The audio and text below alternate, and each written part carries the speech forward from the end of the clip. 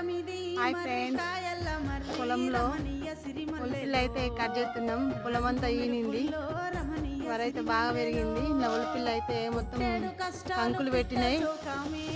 ఈ కంకులను అయితే కొడలు పట్టి పోస్తున్నామండి. ఇంకా క్లాత్ అయితే కట్టుకొని పోసుకుంటూ పొలంలో పెట్టుకుంటూ మళ్ళీ పొలం గట్ల మధ్యలో పొలం గట్ల మీద పడేస్తున్నాం. పొలంలో ఉలిపి గంటలు అయితే మొత్తం ఇన్ని చాలా ఉన్నాయి. ఉలిపి గంటలు పొలంలో ఈని వరైతే మొత్తము ఈంటుంది.